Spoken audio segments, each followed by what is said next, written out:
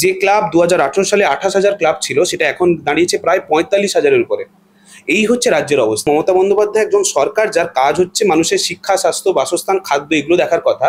উনি সেগুলো না দেখে উনি পুজোর জন্য দিনের পর দিন হাজার হাজার পার্সেন্টেজ উনি অনুদান বাড়িয়ে দিচ্ছেন। শুধু তাই নয়, যে বাজেটটা ছিল 28 কোটি টাকা 28,000 ক্লাবের জন্য, 2018 সালের কথা বলছি, সেইটা এখন দাঁড়িয়েছে 45,000 ক্লাব।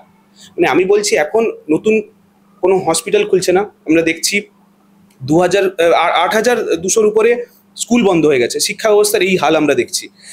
যখন স্কুল খুলছে না, নতুন নতুন হসপিটাল খুলছে না, নতুন কোনো পাড়ায় পাড়ায় এখন দেখবে সব লাইব্রেরি বন্ধ হয়ে যাচ্ছে।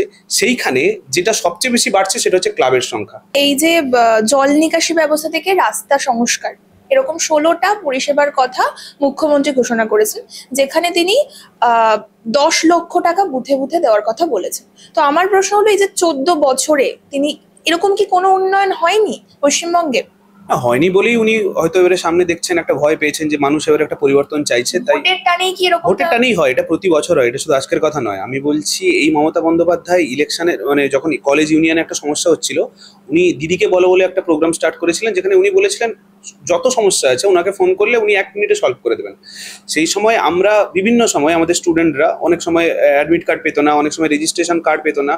ফোন করে করে ওরা হয়রান হয়ে গেছিল, ওরা মেল করে করে হয়রান হয়ে গেছিল। মমতা বন্দ্যোপাধ্যায় থেকে আমরা একটা উত্তর পাইনি সেই সময়।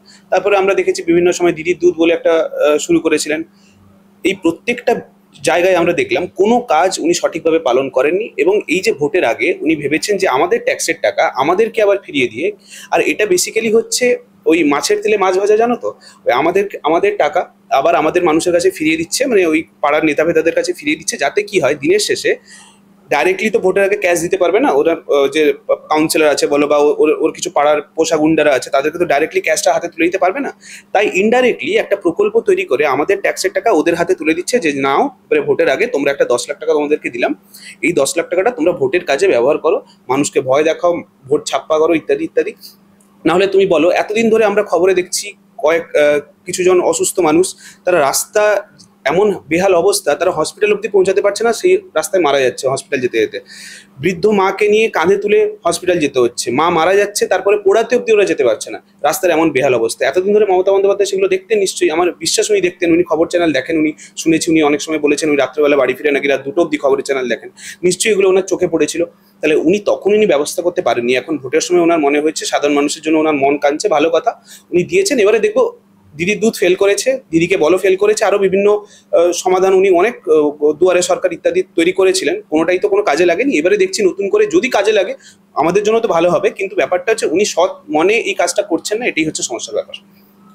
এই যে পুজো অনুদান নিয়ে একটা কথা উঠে আসছে, যে তিনি পুজো অনুদানের ক্ষেত্রে 1,10,000 টাকা তিনি রেখেছেন, ঘোষণা করেছেন। আমরা 2018-তে দেখেছি 10,000 টাকা তিনি বলেছেন, আর 2025-এ আমরা দেখলাম সেটা দাঁড়ালো 1,10,000 গিয়ে, মানে 8 বছরে 1 লাখ টাকা তিনি বাড়িয়ে দিলেন।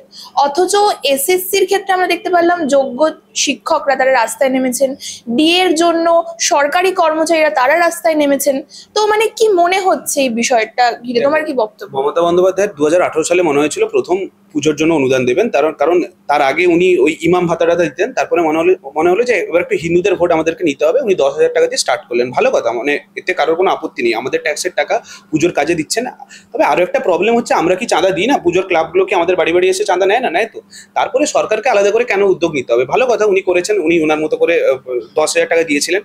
2018 সালে যেটা 10,000 টাকা ছিল, 19 সালে ওটা বেড়ে হলো 25,000, তারপরে 50, তারপরে 60, 75, 80, 85, এখন দাঁড়িয়েছে 1,10,000 টাকা। মানে তুমি এই 7 বছরে তুমি যদি হিসাব করে দেখে নাও, তাহলে বেড়েছে 1,667%। উনি যে অ্যামাউন্টটা, উনি যে বাজেটটা পুজোর অনুদানের জন্য উনি বাড়িয়েছেন 1,667%।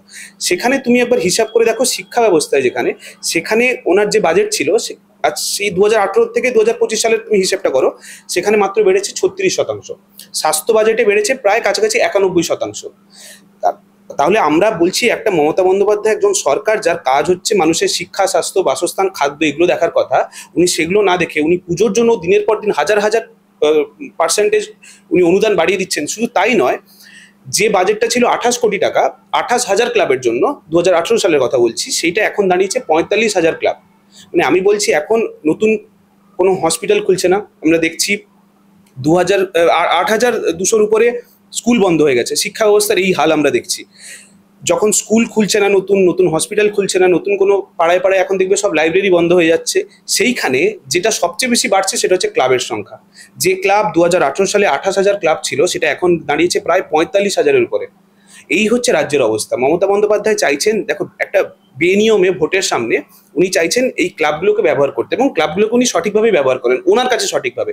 এই জয়ন্ত সিং এর কথা আমরা কিছুদিন আগে শুনেছিলাম। এই জয়ন্ত সিং আমাদের একজন সহনাগরিককে, এমন একটা তৃণমূলের সমাজকর্মী উনি নিজেকে দেখান, জয়ন্ত সিং। তিনি তার কোনো একটা ছেলের সঙ্গে, বাচ্চা ছেলের সাথে ওনার ঝামেলা হয়েছে, উনি ক্লাবকে কাজে লাগিয়ে, ক্লাবের ছেলেদেরকে কাজে লাগিয়ে 7-8টা ছেলেকে নিয়ে ক্লাবের মধ্যে ওই বাচ্চা ছেলেকে ঢুকিয়ে ওর যৌনাঙ্গ নিয়ে সাঁড়াশি দিয়ে অত্যাচার করা হয়েছিল। ক্লাবগুলোকে এই কাজেই ব্যবহার করা হয়। মমতা বন্দ্যোপাধ্যায় ভালো করেই জানেন, সামনে ভোট আসছে। যে ছেলেগুলো, যদি পাড়ায় কোনো ছেলে ধরো সিপিএম কে ভোট দেয়, কি বিজেপিকে ভোট দেয় বা কংগ্রেসকে ভোট দেয়, তাহলে এই পাড়ার ছেলেগুলোকে কাজে লাগিয়ে ওই ছেলের বাড়ি থেকে হামলা করতে হবে, দুটো ঢিল ছুটতে হবে, ভয় দেখাতে হবে। এই কাজগুলো মমতা বন্দ্যোপাধ্যায় করেন। আমরা পাড়ায় পাড়ায় আমরা বলছি, এরকম ঘটনা আমরা হামেশা দেখে আসছি। আরেকটা বিষয় এখানে তোমাকে বলছি, প্রত্যেকটা মানে বিরোধী দলও এখন বলছে যে সরকার ডিএ দিতে পারছে না। ডিএর জন্য বরাদ্দ টাকা সরকারের কাছে নেই। যে 10,000 কোটি টাকা দেওয়ার কথা ছিল, সেটা সরকারের কাছে নেই। এবং মমতা বন্দ্যোপাধ্যায় এইখানে একটা রিটার্ন অন ইনভেস্টমেন্ট বলে ইকোনমিক্সে একটা বড় টার্ম আছে, মানে যেখানে তুমি ম্যাক্সিমাম প্রফিট পাবে সেখানে তুমি সবচেয়ে বেশি ইনভেস্ট করবে। এই টার্মটাকে সবচেয়ে বেশি সফলভাবে যে ব্যবহার করছে তা হচ্ছে মমতা বন্দ্যোপাধ্যায়। কিভাবে তোমাকে বলছি, ধরো ডিএ 25% এখন সুপ্রিম কোর্ট বলে দিয়েছে 27শে জুনের মধ্যে 25% যে ডিএ বাকি ছিল সেই ডিএটা দিতে হবে সরকারি কর্মচারীকে। প্রথম কথা, মমতা বন্দ্যোপাধ্যায় সরকারি কর্মচারীকে আর কর্মচারী মনে করেন না, ওনার বাড়ির চাকর বাকর মনে করেন, কথায় কথায় বলেন ঘেউ ঘেউ করবেন না, ইত্যাদি ইত্যাদি।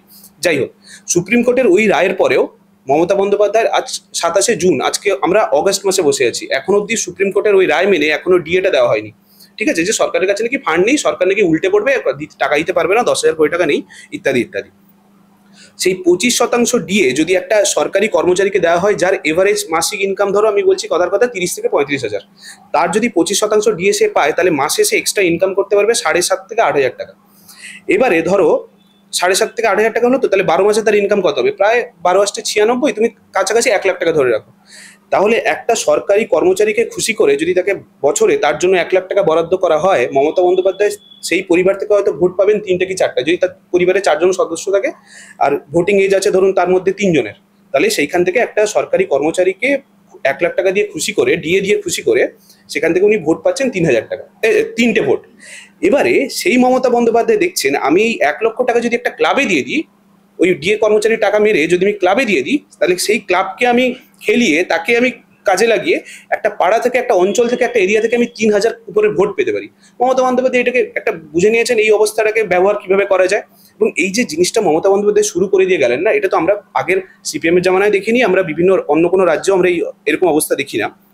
এই যে একটা সামাজিক যে অবক্ষয় মমতা বন্দ্যোপাধ্যায় স্টার্ট করে দিয়ে গেলেন, ধরো মমতা বন্দ্যোপাধ্যায় সরকার এই মানে 2026-এ পড়ে গেল, নতুন কোনো সরকার এলো, এবারে সেই সরকারও বাধ্য হবে এই ক্লাবগুলোকে খুশি করার জন্য তাদেরকেও মমতা বন্দ্যোপাধ্যায়ের মতো টাকা দেওয়া শুরু করা। কারণ একজন যখন টাকা পেয়ে যাচ্ছে, হাতে ক্যাশ পেয়ে যাচ্ছে, সে দেখছে আগের সরকার দিতে এই সরকার দিবে না, তাহলে এই সরকারকে আমরা আর ভোট দেবো না, এই সরকারের সাপোর্টে কথা বলবো না। তাহলে এর পরবর্তী যে সরকাররা আসবে সবাই বাধ্য হবে এই ক্লাবগুলোকে খুশি করতে, টাকা দিতে। বিভিন্ন ভাতা যে মমতা বন্দ্যোপাধ্যায় স্টার্ট করেছেন, যার কোনো প্রয়োজন নেই, সেগুলোকে করে, এই ভাতা অনুদান এইসব করে মমতা বন্দ্যোপাধ্যায় যে সামাজিক অবক্ষয় তৈরি করে দিয়েছেন, তাতে মনে হয় যে পশ্চিমবঙ্গ কিন্তু একটা অন্ধকারের দিকে চলে যাচ্ছে। যে পরিযায়ী শ্রমিকরা তারা অন্যান্য বিজেপি শাসিত রাজ্যে নাকি হেনস্থা হচ্ছে, এই নিয়ে বিরোধীরা সরব হয়েছেন। তো উনি পরিযায়ী শ্রমিকদের আহ্বান জানিয়েছেন, কিন্তু আমার প্রশ্ন হলো এতদিন কেন তিনি আহ্বান জানাননি? এতদিন কি তিনি জানতেন না যে পরিযায়ী শ্রমিকরা মানে অন্য রাজ্যে কেন যাবে পরিযায়ী শ্রমিকরা? তোমার কি মনে হয়, মানে ভোটের টানেই কি তিনি এটা করছেন? একটা কথা হচ্ছে, অন্য রাজ্যে কেন যাবে না সেটাও একটা প্রশ্ন হতে পারে। অন্য রাজ্যের পরিযায়ী শ্রমিক যদি আমার রাজ্যে এসে কাজ করতে পারে, আমার রাজ্যের পরিযায়ী শ্রমিক হয়ে অন্যরা কেন কাজে যাবে না, এটা হচ্ছে প্রথম পয়েন্ট। তাই বলে আমি এটাকে সাপোর্ট করছি না যে কেন পশ্চিমবঙ্গ থেকে সব ছেলে মেয়েই চলে যাবে। এটা শুধু পরিযায়ী শ্রমিক বলে নয়, যে ছেলে মেয়েটা আজকে ইঞ্জিনিয়ারিং পড়ছে, সে তার নিজের কলকাতা শহরে কিংবা পশ্চিমবঙ্গে একটা নিজের চাকরি পায় না, তাকে আজকে গুজরাট ছুটতে হয়, তাকে আজকে পুনে ছুটতে হয়।